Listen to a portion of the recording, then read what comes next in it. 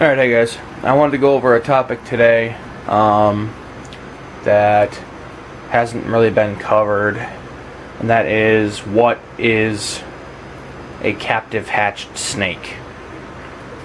And captive hatched versus captive bred.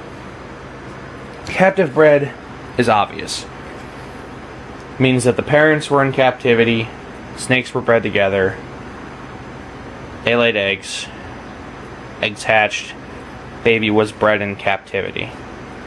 Captive hatched means that ball python eggs were taken from the wild, incubated artificially, hatched, and then those babies were sold. They are not wild-caught babies. Wild-caught means they went out, they found the snake in the wild, they take it back, they sell it. These babies have not been established in the wild. Their eggs were laid in the wild, but they were not established in the wild. In my opinion, captive hatched is just as good as captive bred. The eggs were hatched in captivity, the babies were never in the wild. They're good animals. I have several captive hatched animals. My male yellow belly was a captive hatched. Now keep in mind, they're not considered a proven animal. So he was, they looked at him and they said, okay, he's a yellow belly. We'll sell him as a yellow belly, and then hopefully he'll prove out. Well, he proved out. To me, he produced more yellow bellies. He's not proven in the fact that he has yet to produce an ivory, but hopefully that'll be next season. I have the female captive hatched yellow belly. She's unproven as of right now because she's not big enough to breed. And the only other captive hatched animal I have in my collection right now, well, actually, this girl might be captive hatched. I got her from Petco, and I know they get a lot of their stuff captive hatched. Everybody's soaking in their water dishes. I should check them. Probably just because it's been hot. This girl might be captive hatched, but I don't know. She's the one that I think might be a granite. I had to prove her out once she grows up. Kind of wish she was a male though, because this would be easier to prove. The only other captive hatched I have, I saved from a bag of captive hatched babies that I got from Outback Reptiles. And that's this girl. Because her belly is ridiculous. Her sides, she's got crazy flames. Oh, she's in shed right now too. Huh. She's that light and she's in shed. But that white that creeps up the side there is very common in specials, aka the ones that make crystals, and het russos. So we'll see. She's got a very interesting look to her. When she's ready to breed, we'll see what she is. Probably put a Mojave to her first because I'm hoping she's a special. If she is, then I've got my own line of crystals and I am a happy camper. Oh no, I lied. Okay, I didn't lie, I just didn't think. I have more captive hatched animals. This big girl is a captive hatch from Outback Reptiles. I'm hoping to prove her out. I've got one baby from her who's a female. So I'm thinking if this is a codominant trait, that would be the super form. Or if it's a recessive trait, that's the double recessive trait. Because the baby that survived from her, it was the only one that hatched. So looks like this. She's got a real interesting back. Really interesting colors. Some interesting blushing on the side there. And neat belly. So she's got some tracks down there. I have to wait until she grows up, obviously. But I'm hoping that this upcoming season I will get a male from the mother. And oh, sorry, Eddie. I didn't see you were there and I stepped on his tail. That's what you get when you're under my feet all the time, dude. was I gonna say? Oh, I gotta hopefully get a male from the parent so I can hold it back. And then she's in shed. I'm not gonna show her. My cinnamon is captive hatched. Female, raised by Outback Reptiles. So, I mean, so far as I'm concerned, they're just as good as captive bred animals.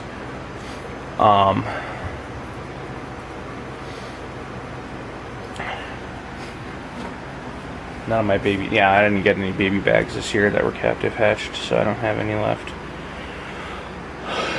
Let's see.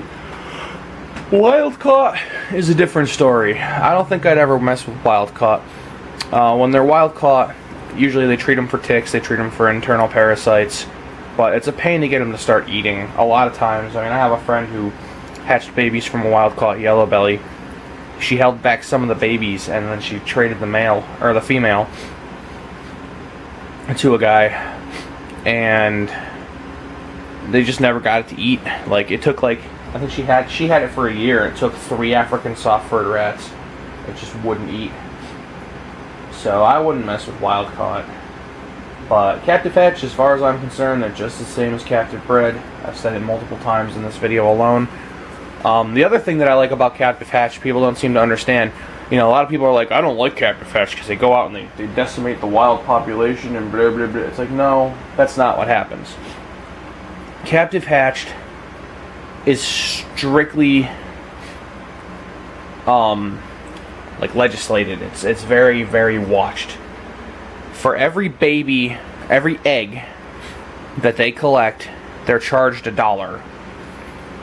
For every baby they sell, they're charged $1. That's after the eggs hatch.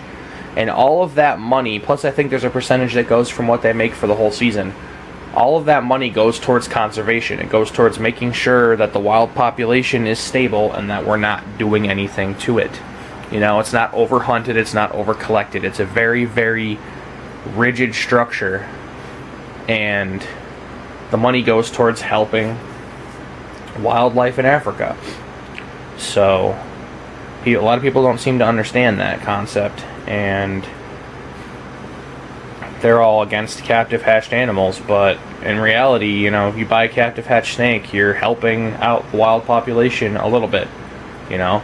So that's all I wanted to cover in this video. I figured it's a topic that not a lot of people have talked about, and I've actually done research on it because I used it in, I think it was either an economics class or a biology class or something. I did a little tiny report on it and I thought it was cool. I think it might have been economics. Something about Ghana, which is where a lot of collected snakes come from. But anyway, I'm gonna cut this video out. So hopefully everybody enjoyed it, and I will try to think of some more topics to post soon. Out. That was what I forgot to say about captive hatched animals. I knew I forgot to say something. A lot of new morphs come in out of captive hatch stuff. You know, the Sentinel and Super Sentinel. Well, actually, it was the Super Sentinel. Ben Siegel, he got male and 2 female Super Sentinels in a captive hatch shipment. Obviously, the real different animals, the really, really odd animals, get picked through first. And those are often sold separately to people who have the money to buy them. I think the original pinstripe, the first pinstripe, same thing with the first spider, you know, they were pulled out and sold at a high price to the buyers, you know, Kevin and Brian. And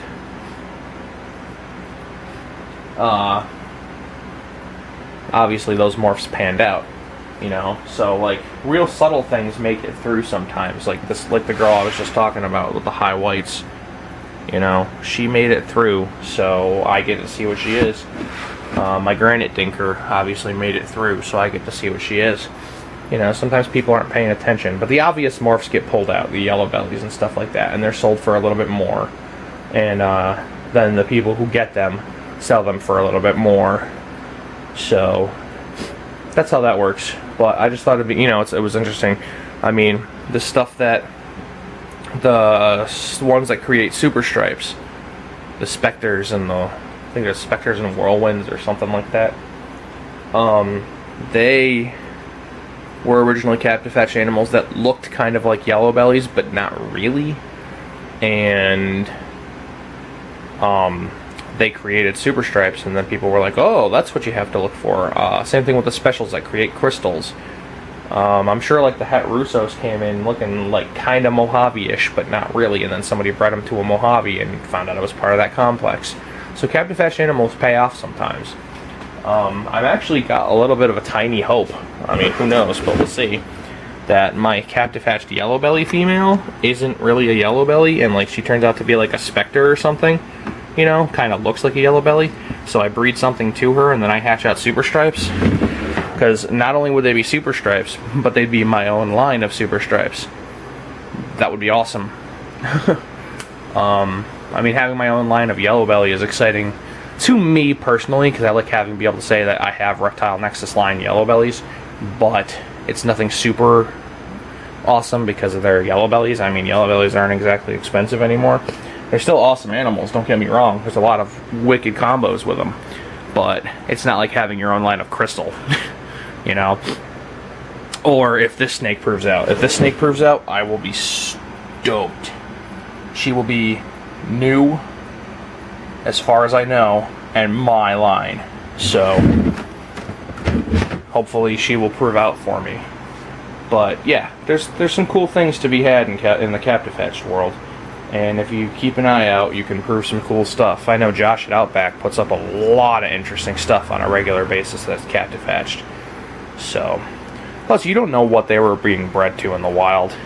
You know, you don't know what bred to it and what's in there. So, alright, that's it. That's all I wanted to add. Out.